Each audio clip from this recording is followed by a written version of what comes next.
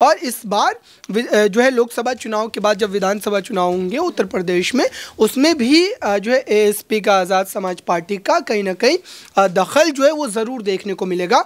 और इसको देखते हुए मायावती को कहीं ना कहीं ये एक्सेप्ट करना ही पड़ेगा, चाहे वो अभी करें या फिर जो है नतीजों के आने के बाद करें, कि अब उनके इस राजनीतिक वोट बैंक में सेंधमारी करने के लिए एक नया चेहरा जो है चंद्रशेखर रावण के रूप में उत्तर प्रदेश में मौजूद। नमस्कार, नेक्स्ट 9 न्यूज देख रहे हैं आप और मैं हूं आपके साथ प्रज्ञा सिंह। स्वागत है आप सभी का मेरे खास प्रोग्राम सियासी पंचनामा में। सियासी पंचनामा में आज बात उत्तर प्रदेश की सियासत की, क्योंकि लोकसभा चुनाव को लेकर लगातार उत्तर प्रदेश में सियासत गर्माती हुई नजर आ रही है। जहां एक और सीट शेयरिंग को लेकर अभी तक सपा और कांग्रेस के बीच पेच फंसता हुआ नजर आ रहा है, तो वहीं दूसरे ओर देखने के लिए मिल रहा है कि बसपा सुप्रीमो मायावती अब एक बार फिर से चर्चा में आती हुई नजर आ रही है। मायावती, जिन्होंने अपने 68वें जन्मदिन के मौके पर कई बड़े ऐलान किए और यहां पर एक बात साफ कर दी कि 2024 में होने जा रहे लोकसभा चुनाव में वो कम से कम सपा के साथ तो नहीं आएंगे। अब ऐसे में सवाल ये है कि लगातार उत्तर प्रदेश की सियासत में कम हो रहे अपने दबदबे को बचाने के लिए आखिरकार अब मायावती का अगला कदम क्या रहेगा? एनडीए में शामिल होती हुई देखी जाएंगी या फिर किसी दूसरे राजनीतिक दल के साथ हाथ मिलाती हुई नजर आएंगी? न्यूज रूम में मौजूद अपने सहयोगियों से इस चीज को समझेंगे कि आखिरकार उनकी क्या राय है कि मायावती का अब अगला कदम क्या होगा। सबसे पहले यहां पर मेरे साथ अमन जी हैं और उनसे इस चीज को समझेंगे।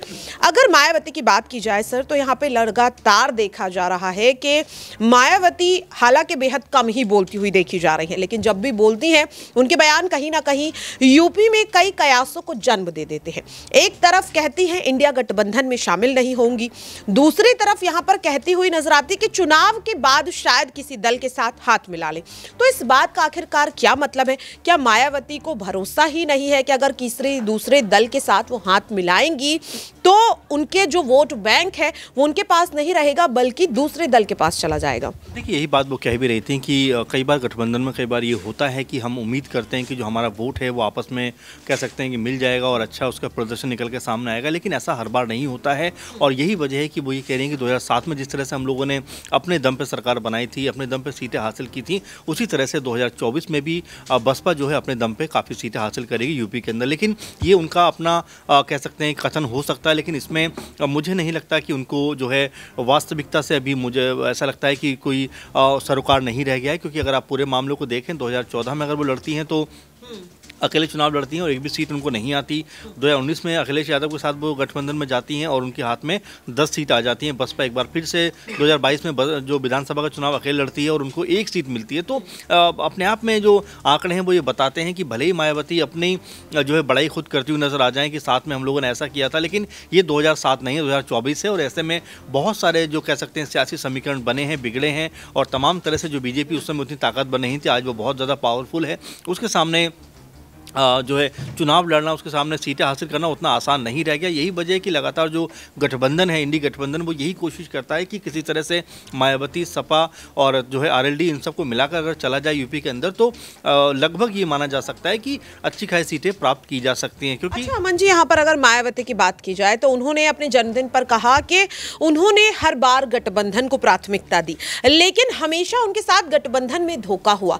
लेकिन मायावती इस चीज़ को कैसे भूल गई कि जब सपा के साथ उन्होंने गठबंधन किया था तो उनके पास कम ही सही लेकिन सीटें आई थी। और इस बार जो तमाम समीकरण निकल करके सामने आ रहे हैं, इसमें साफ तौर पर कहा जा रहा है कि अगर मायावती अकेले चुनाव लड़ती हैं तो उनके हाथ में जो अभी फिलहाल गिनी चुनी सीटें हैं वो भी यहां से चली जाएंगी। क्योंकि सबसे बड़ी बात, आप भी इस चीज को जानते हैं कि जो दानिश अली हैं वो सांसद के तौर पर थे, उनकी जीत का अच्छी खासी हुई, उनका दबदबा अमरोहा में काफी ज्यादा देखने के लिए मिलता है। और अब मायावती ने उन्हें सस्पेंड कर दिया है, तो जाहिर तौर पर अब ये सीट मायावती मायावती को लोकसभा चुनाव में मिलेगी या नहीं मिलेगी कुछ नहीं कहा जा सकता।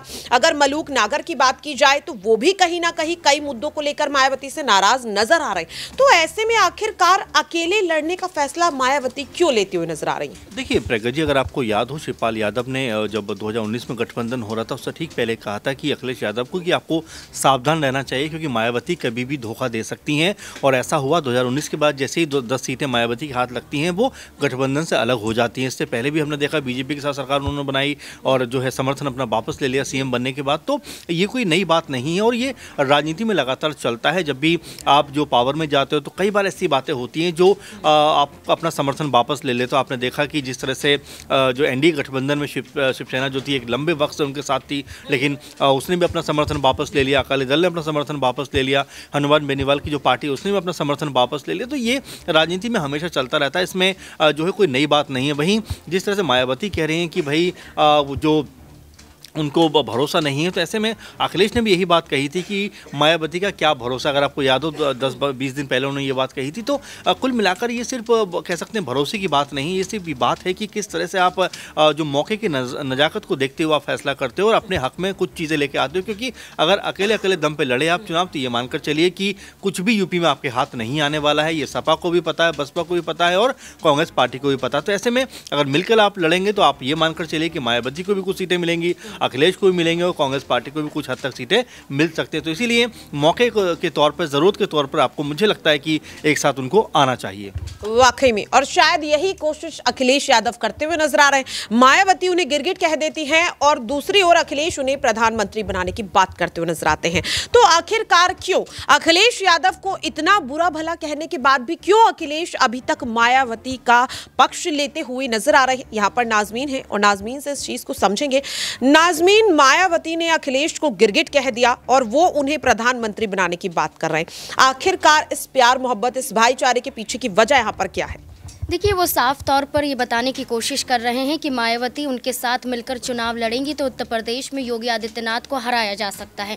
यहाँ पर जिस तरीके से देखा जाए कि उत्तर प्रदेश में सबसे ज़्यादा लोकसभा सीटें आती हैं, 80 लोकसभा सीटें जीतने के लिए कहीं ना कहीं अगर गठबंधन किया जाएगा तभी यहाँ पर योगी आदित्यनाथ को हराया जा सकता है। सीधे तौर पर भारतीय जनता पार्टी को हराया जा सकता है। ये जो बात आप यहाँ पर कह रही हैं कि अखिलेश यादव ने कहा कि हमारी पार्टी तो हमेशा से चाहती है कि कोई पिछड़े वर्ग से प्रधानमंत्री बने, यानी कि वो कोशिश कर रहे हैं, यानी कि वो भी ये साधने की कोशिश कर रहे हैं कि दलित वर्ग भी उनके समर्थन में आए। यादव समुदाय तो अल्पसंख्यक की बात करें उनके समर्थन में है ही। तो ऐसे में अगर मायावती के तमाम वोटर्स की बात करें वो भी समाजवादी पार्टी के साथ जुड़ जाते हैं तो उनके लिए बहुत बड़ा फायदा होगा। आप ये देखिए कि अखिलेश यादव की बात करें जो मायावती की तरफ नरमी दिखाते हुए नजर आ रहे हैं, आरएलडी की बात करें उनके साथ सीट शेयर को लेकर एक बड़ी बात सामने आती है कि 7 सीटों को लेकर बंटवारा किया जा रहा है। तो यहाँ पर फैसला भी हुआ है कि 7 सीटें दी जाएंगी। तो एक तरफ यहाँ पर सीट भी दी जा रही है और दूसरी तरफ मायावती का समर्थन भी पाया जा रहा है। तो ज़रूर यहाँ पर मायावती को अब ऐलान कर देना चाहिए कि गठबंधन में आकर ही वो चुनाव जीत पाएंगे। लेकिन क्या देखा जाता है,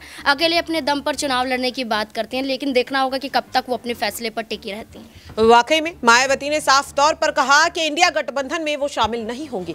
ऐसे में आखिरकार अपने वोट बैंक को बचाने के लिए मायावती का अगला कदम क्या होगा? उत्तर प्रदेश की सियासत में तो ये भी दावे किए जा रहे हैं कि अब मायावती आजाद समाज पार्टी के साथ गठबंधन कर सकती हैं, क्योंकि गठजोड़ लगातार यहां पर करते हुए चंद्रशेखर आजाद भी नजर आ रहे हैं, जिन्हें कल ही दिल्ली पुलिस ने गिरफ्तार कर लिया था। डीयू कैंपस में प्रदर्शन करते हुए नजर आ रहे थे। अबरार है मेरे साथ और अबरार से इस चीज को समझेंगे। अबरार, अगर बात करें मायावती और चंद्रशेखर आजाद की तो समय समय पर दोनों ही पार्टियों के गठबंधन की चर्चाएं होती हुई नजर आई, लेकिन मायावती ने खुले तौर पर कभी भी कुछ नहीं कहा। लेकिन चंद्रशेखर आजाद बार बार कहते हुए नजर आए हैं कि अगर मायावती एक बार भी कहेंगे तो गठबंधन के लिए तैयार हो जाएंगे।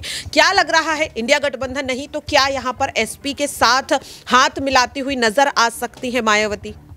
देखिए, इस तरीके के कयास जो है लगातार लगाए जा रहे हैं, लेकिन सवाल ये है कि उत्तर प्रदेश में जो समीकरण इस वक्त बन रहा है, अभी जो ताज़ा खबरें आई है कि एसपी और जयंत चौधरी का जो गठबंधन हुआ है, दरअसल इस गठबंधन के बाद अब ख़ास करके अगर देखा जाए तो सहारनपुर और जो है पूरे पश्चिमी उत्तर प्रदेश की राजनीति में कहीं ना कहीं चंद्रशेखर रावण का वो राजनीतिक दबदबा जो है वो हमेशा देखने को मिलता है। मुझे लगता है कि इस समय मायावती ये बात बखूबी समझ रही है कि 2024 में भारतीय जनता पार्टी जिस आंधी वाली राजनीति का रुख अपना रही है, राम मंदिर के उस पूरे जो है कामकाज को लेकर के जो भरपूर प्रचार जो है प्रसार किया जा रहा है और कहीं ना कहीं जनता को एक तरीके से अपनी तरफ जो खींचने की कोशिश की जा रही है। और ऐसे में अगर मायावती ने इस बार जो है रणनीतिक रूप से ये गठबंधन नहीं किया तो आप समझिए कि जो उनका एक विधायक इस वक्त जो है उत्तर प्रदेश की विधानसभा में बैठता है वो उसको भी खो बैठेंगी। और अगर लोकसभा चुनाव की हम बात करें तो लोकसभा चुनाव में भी पार्टी का वो दमखम नजर नहीं आया था। दरअसल मायावती के साथ जो दलित वर्ग हमेशा से जुड़ा रहा या अभी भी जुड़ा हुआ है, उनके राजनीतिक एक्टिवनेस नहीं होने के बावजूद भी उसका एक बड़ा कारण ये है कि एक जो है आप कह सकते हैं कि विकल्प जो है अभी तक उस समाज को नहीं मिला है। लेकिन चंद्रशेखर रावण बीते 8-10 वर्षों में बिहार या उत्तर प्रदेश, राजस्थान, महाराष्ट्र जैसे तमाम राज्यों का दौरा कर कहीं ना कहीं वो इस समाज की आवाज़ बनने की भरपूर कोशिश कर रहे हैं। और इस बार जो है लोकसभा चुनाव के बाद जब विधानसभा चुनाव होंगे उत्तर प्रदेश में, उसमें भी जो है एएसपी का आज़ाद समाज पार्टी का कहीं ना कहीं दखल जो है वो ज़रूर देखने को मिलेगा। और इसको देखते हुए मायावती को कहीं ना कहीं ये एक्सेप्ट करना ही पड़ेगा, चाहे वो अभी करें या फिर जो है नतीजों के आने के बाद करें, कि अब उनके इस राजनीतिक वोट बैंक में सेंधमारी करने के लिए एक नया चेहरा जो है चंद्रशेखर रावण के रूप में उत्तर प्रदेश में मौजूद है। वाकई में देखिए, जहां एक और देखा जा रहा है कि समाजवादी पार्टी ने आरएलडी के साथ गठबंधन कर लिया, सपा का वोट बैंक मजबूत हो चुका है। मायावती के बयानों के आधार पर लग रहा है कि बसपा का वोट बैंक भी मजबूत है, लेकिन खतरे में यहां पर कांग्रेस पड़ती हुई नजर आ रही है। जाहिर तौर पर उत्तर प्रदेश में पिछले चुनाव में भी देखा गया था कि कांग्रेस की कई ऐसी सीटें जो गढ़ के तौर पर देखी जाती थी, उन सीटों से हाथ गंवाती हुई कांग्रेस नजर आई। ऐसे में लगातार सवाल यह बनता हुआ नजर आ रहा है कि अब मायावती का आखिरकार अगला कदम क्या होगा 2024 के लोकसभा चुनाव के लिए। क्या इंडिया गठबंधन में शामिल होते हुए नजर आएंगे, जिसकी कोशिश लगातार सपा और कांग्रेस कर रही है, या फिर चंद्रशेखर आजाद की पार्टी के साथ यहां पर गठबंधन करती हुई नजर आएंगी, या फिर अकेले यहां पर चुनाव लड़ती हुई देखी जाएंगी। देखना काफी अहम रहेगा। फिलहाल के लिए मेरे खास प्रोग्राम सियासी पंचनामा में इतना ही। देश और दुनिया की तमाम खबरों के लिए बने रहिए नेक्स्ट 9 न्यूज के साथ।